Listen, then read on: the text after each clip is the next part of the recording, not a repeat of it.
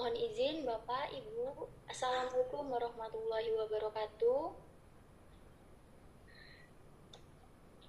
Yang terhormat Pembimbing 1 Bapak Dr. Alben Ambarita MPD. Yang terhormat Pembimbing 2 Ibu Dr. Rohmiati MSI. Yang terhormat Pembahas MSI. Yang terhormat Bapak Dr. Rizal Perdana MPD. Terima kasih kesempatannya dan waktunya yang telah hadir dalam seminar Yoren yang berjudul Pengembangan Bahan Ajar Digital Berbasis Saintifik untuk Meningkatkan Kemampuan Berpikir Kritis. Bab 1 pendahuluan terdiri dari latar belakang masalah, identifikasi masalah, pembatasan masalah, rumusan masalah, tujuan pengembangan, manfaat pengembangan, asumsi pengembangan, dan spesifikasi produk yang akan dikembangkan. Dimulai dari capaian rata-rata berpikir kritis peserta didik di Indonesia berada pada level rendah terbukti pada kegiatan GAL dan INAP, serta pernyataan dari Menteri Pendidikan bahwa kebutuhan anak Indonesia dalam kemampuan berpikir kritis masih rendah. Kemudian kondisi saat ini, penyelenggaraan pendidikan dilaksanakan dengan cara pembelajaran jarak jauh atau PJJ, pertemuan tatap muka terbatas atau PTMT. Terhambatnya proses pembelajaran selama pandemi, belum tersedianya bahan ajar digital untuk mendukung proses pembelajaran secara daring, keterbatasan buku yang dimiliki siswa, dan kesulitan guru dalam mengontrol kegiatan pembelajaran secara daring berdampak pada kemampuan berpikir kritis peserta didik. 75% pendidik mengatakan bahwa pembelajaran yang diberikan saat ini belum mengasah keterampilan berpikir kritis karena masih menggunakan pembelajaran yang klasikal. 50% pendidik menyatakan bahwa dalam proses pembelajaran, siswa belum aktif. Pendidik belum bisa memberikan pengalaman belajar pada peserta didik dikarenakan masih ada peserta didik yang belum lancar membaca serta sulit mengaitkan pembelajaran pada kehidupan sehari-hari. 75% peserta didik menyatakan bahwa mereka belum berani untuk mengajukan ide atau gagasan dalam proses pembelajaran, serta belum bisa mengaitkan pembelajaran ke dalam kehidupan sehari-hari. Sebanyak 50% peserta didik menyatakan bahwa mereka kesulitan memahami bahan ajar yang digunakan, serta 68,8% memberikan tanggapan belum memberikan pengalaman berkesan dalam proses pembelajaran. Secara teoritis, Menteri Pendidikan, Kebudayaan, dan Teknologi mengatakan kemampuan memahami dan mengolah informasi secara kritis merupakan kompetensi esensial yang dibutuhkan dalam dunia pendidikan. Menurut Zubaida tahun 2017, pembelajaran yang dilakukan dengan hafalan sulit untuk meningkatkan kemampuan berpikir kritis. Menurut Agustin tahun 2019, pendekatan saintifik berpengaruh terhadap kemampuan berpikir kritis. Identifikasi masalah dimulai dari kemampuan berpikir kritis peserta didik belum menjadi fokus utama dalam pembelajaran. Kemudian PJJ menuntut guru mengkreasikan pembelajaran yang dapat menghubungkan antara peserta didik dan pendidik. Terhambatnya proses pembelajaran yang inovatif dan beragam dikarenakan keterbatasan sumber belajar dan bahan ajar. Masih banyak guru yang awam mengenai apa dan bagaimana bahan ajar digital dan bagaimana cara membuatnya. Yang kelima, belum adanya ketersediaan buku pendamping dalam proses pembelajaran yang bisa menjadi referensi buku ajar bagi guru. Pembatasan masalah berdasarkan identifikasi masalah yang telah dikemukakan, permasalahan dalam penelitian ini dibatasi pada pengembangan bahan ajar digital berbasis saintifik untuk meningkatkan kemampuan berpikir kritis peserta didik tema 4 subtema 3 kelas 4 sekolah dasar. Rumusan masalahnya, bagaimanakah kepraktisan bahan ajar digital berbasis saintifik untuk meningkatkan kemampuan berpikir kritis kelas 4 sekolah dasar? Yang kedua, bagaimanakah efektivitas bahan ajar digital berbasis saintifik dalam meningkatkan kemampuan berpikir kritis peserta didik kelas 4 sekolah dasar? Tujuan penelitian yang pertama menghasilkan bahan ajar digital berbasis saintifik yang praktis untuk meningkatkan kemampuan berpikir kritis sekolah dasar kelas 4, kemudian mengetahui tingkat efektivitas bahan ajar digital berbasis saintifik kelas 4 sekolah dasar dalam meningkatkan kemampuan berpikir kritis peserta didik. spesifikasi produk, jenisnya bahan ajar digital, judulnya bahan ajar digital berbasis saintifik, tujuannya untuk meningkatkan kemampuan berpikir kritis pada pembelajaran tematik. Manfaatnya ada teoritis dan praktis, kemudian ruang lingkup. Ruang lingkup objek penelitian ini adalah pengembangan bahan ajar digital berbasis saintifik untuk meningkatkan kemampuan berpikir kritis peserta didik di kelas 4 sekolah dasar. Kajian teori terdiri dari 4 bagian. Yang pertama kajian teori, kedua hypothetical product, kajian penelitian yang relevan, serta kerangka berpikir. Kajian teori dimulai dari bahan ajar, mencakup definisi dan jenis bahan ajar, kemudian bahan ajar digital mencakup dari definisi, jenis, sintaks, serta pengembangan bahan ajar digital. Saintifik terdiri dari definisi serta sintak, berpikir kritis terdiri dari definisi, sintak, dan indikator, serta landasan pengembangan bahan ajar digital untuk meningkatkan kemampuan berpikir kritis. Penelitian yang relevan. Penelitian Tiara Ayu Ilahi dan kawan-kawan tahun 2018 tentang pengembangan multimedia interaktif pada mata pembelajaran jenis pekerjaan untuk meningkatkan kemampuan berpikir kritis. Kemudian penelitian Permana dan Norma Pita tahun 2017 tentang pengembangan multimedia interaktif pada mata pelajaran IPA, materi mendeskripsikan daur hidup hewan di lingkungan sekitar. Kemudian penelitian Alfianti dan Widiati tahun 2021 dengan judul Identifying Effective e-book for Effective Digital Learning dan lain-lain. Kerangka berpikir dimulai dari pendidik belum mengembangkan bahan ajar digital, bahan ajar yang digunakan pendidik belum memaksimalkan berpikir kritis. Bahan ajar digital berbasis saintifik kemudian dikombinasikan dengan berpikir kritis akan menghasilkan suatu pengembangan bahan ajar digital berbasis saintifik untuk meningkatkan kemampuan berpikir kritis pada pembelajaran tematik dengan muatan PPKN, Bahasa Indonesia, IPA, IPS, SBDP, sehingga menghasilkan bahan ajar digital berbasis saintifik untuk meningkatkan kemampuan berpikir kritis. Bab 3 metode penelitian terdiri dari model pengembangan, prosedur pengembangan, desain uji coba produk. Desain uji coba produk terdiri dari desain uji coba, subjek uji coba, teknik dan instrumen pengambilan data, serta teknik analisis data. Pada prosedur pengembangan, model penelitian dan pengembangan yang digunakan dalam penelitian ini yaitu Research and Development, R&D, yang dikembangkan oleh Borg and Gold. Dari 10 tahapan Borg and Gold, pada penelitian ini dibatasi hanya sampai 7 langkah dikarenakan keterbatasan waktu serta pembelajaran dilaksanakan secara terbatas sehingga sulit untuk mengumpulkan data dalam skala yang besar. Desain uji coba produk terdiri dari uji validasi ahli, validitas produk menurut ahli materi, media, dan bahasa, serta validitas instrumen. Kemudian uji coba lapangan awal terdiri dari 12 peserta didik dan 4 pendidik kelas 4 SD Gugus 3 Wawai Karya. Kemudian uji coba lapangan utama kepada 31 peserta didik di SD Asahil.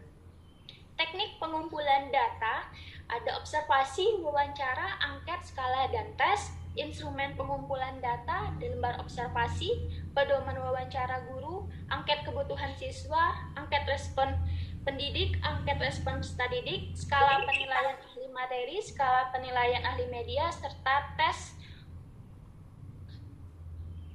Teknik analisis data dibagi menjadi 4. Yang pertama, data analisis kebutuhan. Kedua, analisis kelayakan produk. Ketiga, analisis kepraktisan produk. Keempat, analisis data uji coba instrumen yang terdiri dari validitas konstruk, validitas instrumen, serta uji reliabilitas instrumen. Dan yang kelima, analisis keefektifan produk menggunakan N-gain dan pair sample t-test.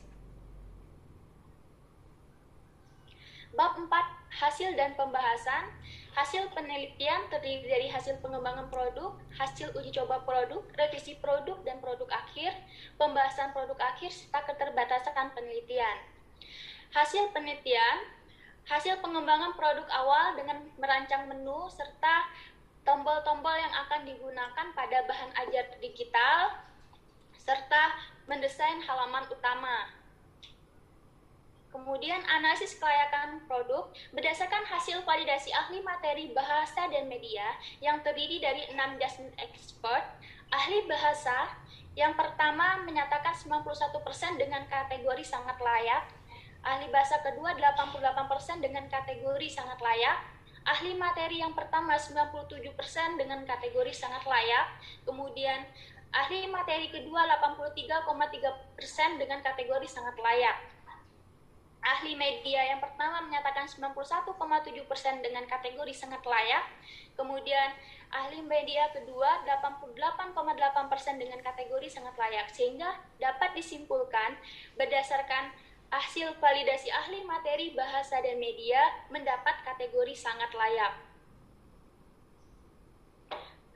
Analisis kepraktisan produk berdasarkan hasil angket respon pendidik pada uji coba lapangan awal yang terdiri dari 4 pendidik, aspek yang dinilai dari kemenarikan, kemudahan, dan kebermanfaatan mendapatkan rata-rata persentase 91,65% dengan kriteria sangat praktis.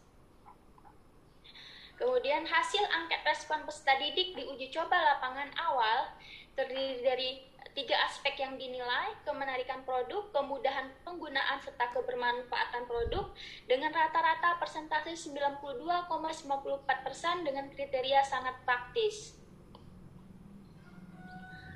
Hasil angket respon peserta didik pada uji coba lapangan utama dengan aspek yang dinilai ada 3, kemarikan produk, kemudahan penggunaan, kebermanfaatan produk dengan persentase 91,04% kriteria sangat praktis. Analisis uji instrumen. Analisis uji instrumen menggunakan Winstep RAS. Item fit order, tingkat kesesuaian butir soal yang digunakan untuk menjelaskan apakah butir soal tersebut berfungsi normal dalam melakukan pengukuran dengan klasifikasi sebagai berikut menurut Boneh halaman tahun 2014. Ada 3 klasifikasi. Yang pertama, nilai outfit mean square atau MNSQ yang diterima ada 0,5 sampai 1,5. Kemudian nilai outfit Z standar atau ZTSD yang diterima adalah min 2 sampai 2. Kemudian nilai point measure correlation PT measure core yang diterima 0,4 sampai 0,85. Berdasarkan data yang diperoleh dari 30 item, soal nomor 22, 14, 12, dan 9 pada pengambilan data pertama dianggap tidak fit atau tidak valid karena nilai MNSQ dan PT measure core tidak memenuhi kriteria yang ditentukan. Sedangkan soal nomor 25 dan 8, nilai MNSQ dan PT measure core memenuhi ZTSD, artinya soal tersebut masih layak digunakan. Tahap akhir setelah soal direvisi atau diganti, data kemudian dihitung menggunakan Winstep RAS, didapatkan item semuanya memenuhi order atau dinyatakan dengan valid sesuai dengan gambar yang telah dicantumkan. Uji reliabilitas menggunakan summary statistik, person reliability dengan 0,94, kemudian item reliability 0,87, converse alpha KR20 0,96. Dengan kriteria bagus ataupun baik sekali ditunjukkan dengan hasil 0,94 lebih besar daripada 0,67.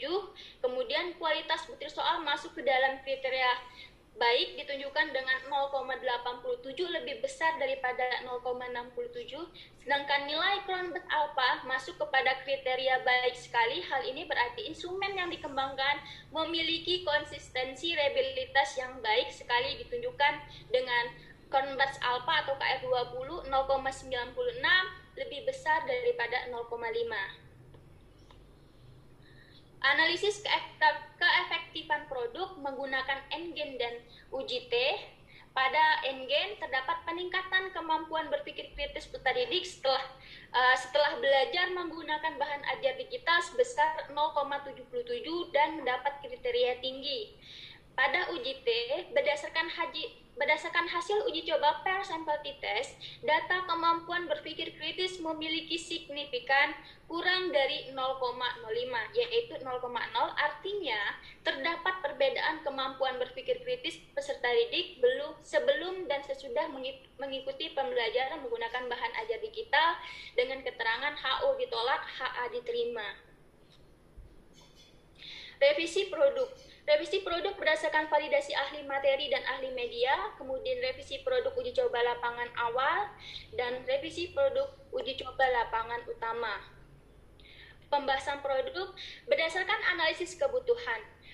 Pembelajaran jarak jauh menuntut guru untuk mengkreasikan pembelajaran berbasis teknologi. 75% pendidik mengatakan bahwa pembelajaran yang diberikan belum mengasah kemampuan berpikir kritis, belum sepenuhnya menggunakan media atau multimedia interaktif dalam pembelajaran. 90% siswa menyukai bahan ajar yang memuat cerita bergambar dan colorful. Kemudian 50% peserta didik belum bisa memberikan pengalaman pembelajaran, sehingga dikembangkan bahan ajar digital berbasis saintifik untuk meningkatkan kemampuan berpikir kritis kelas 4 sekolah dasar. Kelayakan produk, bahan ajar digital layak digunakan untuk meningkatkan kemampuan berpikir kritis peserta didik kelas 4 sekolah dasar berdasarkan hasil validasi ahli materi, bahasa, dan media. Kepraktisan produk terbukti praktis digunakan untuk meningkatkan kemampuan berpikir kritis peserta didik kelas 4 sekolah dasar berdasarkan angket respon pendidik dan peserta didik. Keefektifan produk terbukti bahwa bahan ajar digital efektif dalam meningkatkan kemampuan berpikir kritis baik melalui pair sampel t-test dan N-gain. Penelitian Kalei dan Kinei tahun 2016 memaparkan bahwa fitur interaktif saja tidak cukup untuk mempengaruhi pembelajaran, sehingga diperlukan instruksi dan pemeriksaan secara spesifik fitur yang berkontribusi pada instruksi interaktif yang efektif dalam bahan ajar digital. Kemudian pembelajaran digital mungkin cocok sebagai sarana untuk melengkapi, bukan menggantikan, sehingga diperlukan interaksi yang berkualitas tinggi antara orang dewasa dan anak dalam memahami. Keterbatasan penelitian. Yang pertama, keterbatasan waktu penelitian. Kedua, perlu pengawasan pendidik ketika menggunakan produk secara individu. Penelitian hanya terbatas pada satu subtema. Kemudian uji efektivitas menggunakan one group pretest post-test dengan sampel kecil. Kesimpulan dan saran. Bahan ajar digital berbasis saintifik untuk meningkatkan kemampuan berpikir kritis yang dikembangkan layak secara praktis. Hal ini dibuktikan pada uji coba kelompok kecil dan uji coba kelompok besar melalui respon kepraktisan aspek kemenarikan, kemudahan, dan kebermanfaatan pada pendidik dan peserta didik dalam kriteria sangat praktis. Kemudian bahan ajar digital berbasis saintifik efektif dalam meningkatkan atau mengasah kemampuan berpikir kritis. Hal ini dibuktikan melalui uji efektivitas menggunakan persentase pencapaian berpikir kritis pada 6 pembelajaran serta menggunakan N-gain dan uji statistik pair sampel t-test menggunakan program SPSS dengan hasil kriteria pencapaian efektif. Saran, produk bahan ajar digital telah diuji kelayakan, kepraktisan, dan keefektifannya sehingga dapat digunakan sebagai peneliti mengharapkan penelitian dan pengembangan bahan ajar digital berbasis saintifik dapat menambah pengetahuan dan pengalaman, kemudian memanfaatkan bahan ajar digital berbasis saintifik untuk memberikan informasi nyata mengenai capaian dan perkembangan kompetensi peserta didik secara komprehensif dan menyeluruh. Kepada peserta didik, lebih sungguh-sungguh dalam mengikuti proses pembelajaran, peserta didik perlu ditingkatkan dalam bekerja sama pada saat berdiskusi agar peserta didik dapat melatih berpikir kritis dalam pembelajaran. Link digital untuk bahan ajar digital melalui Windows dan Mac OS, kemudian spoiler isi dari produk bahan ajar digital. Terima kasih, saya kembalikan kepada moderator.